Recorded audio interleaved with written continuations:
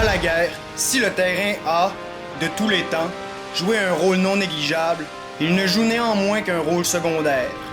En effet, le rôle de premier plan sera, dans la plupart des cas, tenu par le général. Ainsi, c'est un terrain plat et découvert, et avec des effectifs semblables, alors que chaque armée belligérante se trouve sur un pied d'égalité, que les capacités véritables d'un général seront mises à l'épreuve. Cependant, cela n'est pas tout, car d'autres variantes s'imposeront, et ce, tant précédemment que durant l'affrontement. Nous pourrions alors parler du moral, de la qualité ou encore du type de troupes employées. Bien que ces variantes soient plus ou moins directement reliées au général, il demeure que le choix des troupes employées s'avère un coup de dé relatif. Par exemple, en apportant beaucoup d'infanterie légère, l'on se donne l'avantage sur la distance et éventuellement sur le premier feu. Par contre, l'on se rend très vulnérable face aux attaques de cavalerie.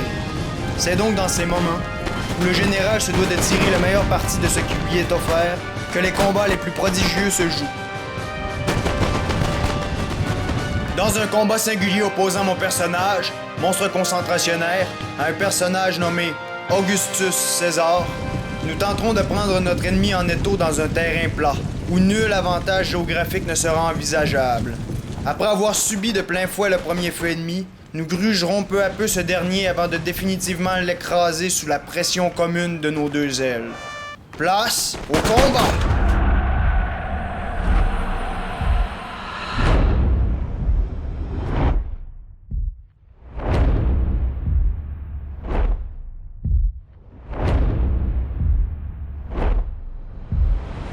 Bon alors, comme à notre habitude, observons les troupes en présence, en commençant par celle de mon opposant. Côté infanterie légère, lui s'est procuré 2 troupes de Lightfoot dans ses côtés, 2 troupes de King German Lightfoot, 2 unités de Rifle, donc il va avoir 6 unités d'infanterie légère. Soit dit en passant, ces 2 unités-ci et ces 2 unités-ci font seulement que tirer à 100 mètres, tandis que les Rifles tirent à 125 mètres. Du côté de son infanterie de ligne, lui s'est procuré 2 Highland Foot, une troupe d'infanterie de ligne normale, une troupe de King German Legion et une unité de Black Watch.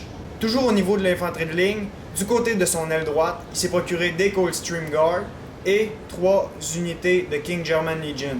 Finalement, niveau cavalerie, il s'est procuré 2 unités de dragons et bien évidemment, il y a son général. De mon côté, j'ai donc décidé de couper mon armée en deux. Il va y avoir le détachement de gauche et le détachement de droite.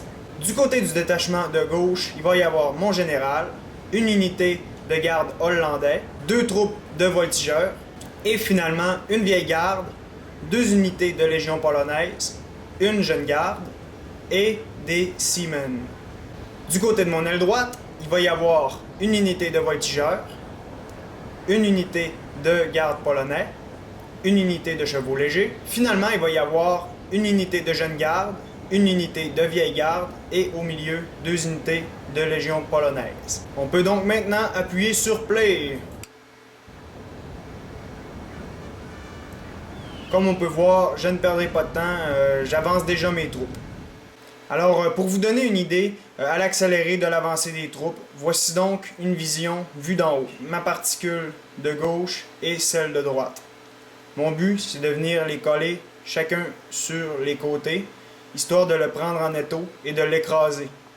On voit que lui détache ses unités d'infanterie légère.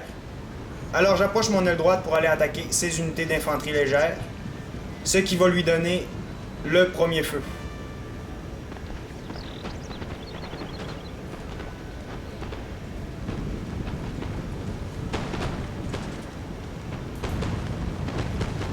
Comme on peut voir, il y a vraiment l'opportunité de lancer plusieurs balles sur mes troupes avant que je puisse éventuellement entrer en contact avec ces derniers. De ce côté-ci, je commence à faire courir mes unités pour venir éventuellement flanquer son infanterie légère.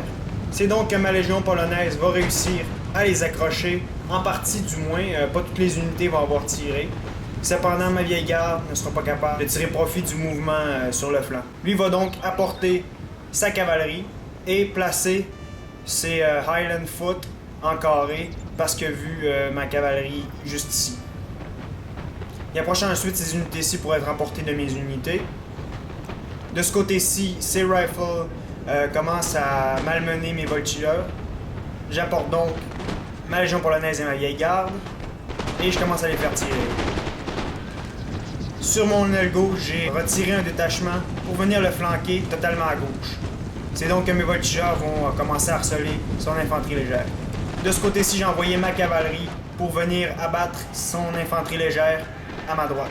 Aussitôt approché, il envoie sa cavalerie à ma poursuite. Cependant, il va rebrousser chemin avant. De ce côté-ci, il a reculé ses unités, mais moi je les ai re-avancées. C'est alors que je vais replier la majeure partie de mon aile droite. Cependant, sur mon aile gauche, j'attaque. J'apporte donc les voltigeurs pour venir appuyer mon infanterie de ligne et j'approche ces derniers plus près pour venir harceler ces rifles. D'autant plus que je fais en sorte que mon aile droite participe elle aussi au mouvement. Lui recule ici et recule ses rifles de ce côté-ci pour aller rejoindre son infanterie légère. Ici, mes voltigeurs, je les ai avancés pour qu'ils aient contact avec son flanc droit.